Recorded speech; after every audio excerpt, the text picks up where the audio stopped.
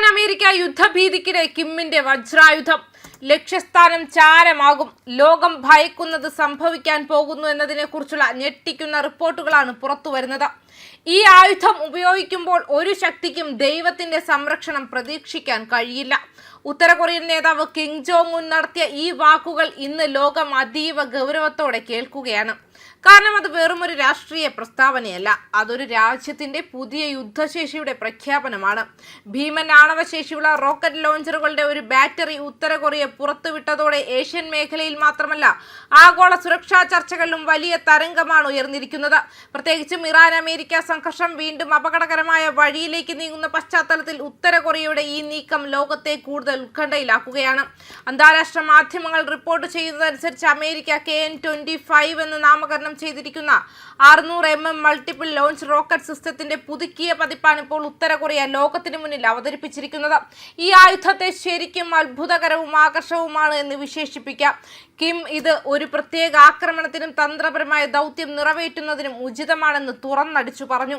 സൈനിക ഭാഷയിൽ തന്ത്രപരമായ ദൗത്യം എന്ന വാക്ക് ഉപയോഗിക്കുമ്പോൾ അതിന്റെ അർത്ഥം പലപ്പോഴും ആണവശേഷിയെ സൂചിപ്പിക്കുന്നതാണെന്ന് ലോകം അറിയുന്ന കാര്യമാണ്. അതുകൊണ്ട് തന്നെ കിം ജോങ് ഉന്നിന്റെ പ്രസ്താവനകൾ ഒരു മുന്നറിയിപ്പായും ഭീഷണിയായും ആഗോള സുരക്ഷാ വിദഗ്ധർ വിലയിരുത്തുന്നു. ഇതോടെ ലോകം നേരിടുന്നത് വളരെ സങ്കീർണമായ ഒരു അവസ്ഥയാണ്.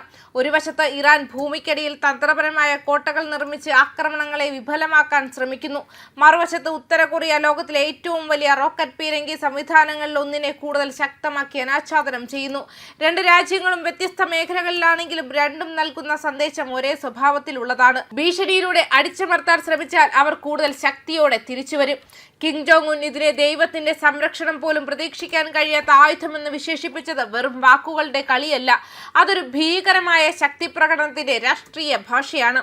ഇറാൻ അമേരിക്ക സംഘർഷം വീണ്ടും ചൂടുപിടിക്കുന്ന സമയത്ത് ഇത്തരമൊരു ആയുധം ലോകത്തിന് മുന്നിൽ വരുന്നത് അമേരിക്കയുടെ മുന്നിലുള്ള വെല്ലുവിളി കൂടുതൽ വലുതാക്കുകയാണ്.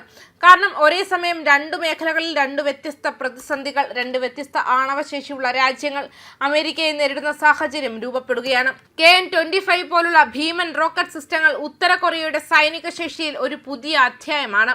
ഇതൊരു ആയുധം മാത്രമല്ല, അതൊരു സന്ദേശമാണ്. അതിന്റെ ലക്ഷ്യം ഒരേ ഒന്നാണ്: ഞങ്ങൾ അവഗണിക്കരുത്, ഞങ്ങൾ തയ്യാറാണെന്ന പ്രഖ്യാപനം. അതേസമയം ഇറാൻ അമേരിക്ക സംഘർഷ പശ്ചാത്തലത്തിൽ ഇത് മറ്റൊരു സന്ദേശം കൂടി നൽകുകയാണ്.